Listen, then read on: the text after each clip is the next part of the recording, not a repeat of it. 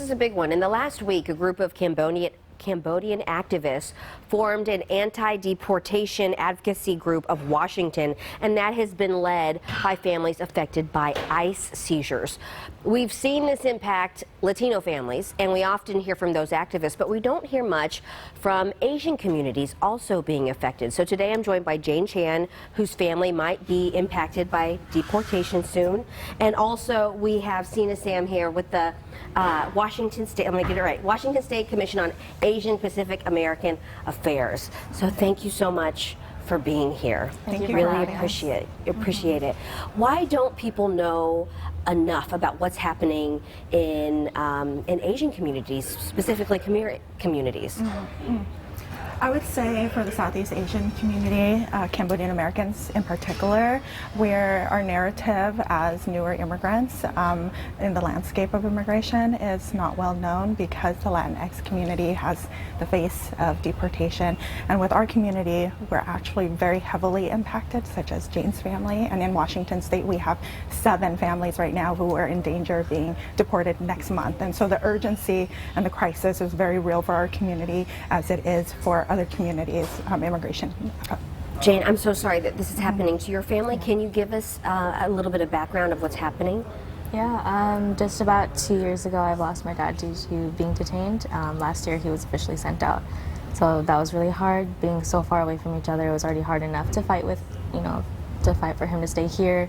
And then now that I have an uncle that's in the process of being deported now, it's my chance to do everything I can here that I couldn't do for my dad. And it's just heartbreaking because he's like the glue, the main puzzle piece to keep our family together, and it's not the same without him. I'm sure some people at home might say, well, how did they get here to begin with? They came as refugees. Southeast Asian Americans include Cambodians, Vietnamese, Laotians, Hmong, Mien, and Khmer communities. We're the largest migration in U.S. history of refugees coming in after the Vietnam War. And so our newer arrival had a lot of struggles in us assimilating to the culture, and right now our communities are just healing and building from that war and genocide history. And now we have this new crisis of being torn apart again with the younger generations like Jane's family, where she's a U.S. citizen child, she's an American, and now going through separation, that our communities coming from war and genocide during the Vietnam War is re-traumatizing.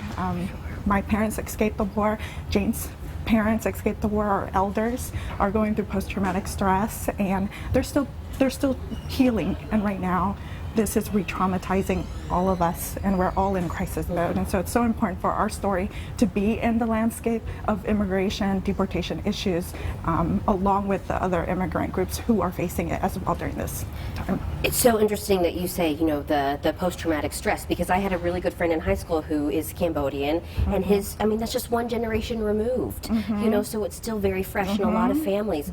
What can be done? What should people do to, get off the couch and to help? The first thing for families in particular to do, because there is a climate and an environment of fear right now, and families are very afraid to come forward, and so it was very courageous for Jane to speak today and come out publicly.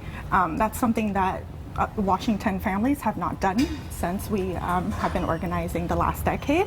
So this is in some ways momentous in being able to share our story and getting it out there. We need families to be able to come forward and seek assistance. Right now, the governor is able to issue pardons. There is an initiative in California, in Washington, in New York to push for governor pardons. And in particular for groups who have prior convictions, such as our community, it's the only thing that can absolve or save them from deportation. Okay. Okay. How are you doing?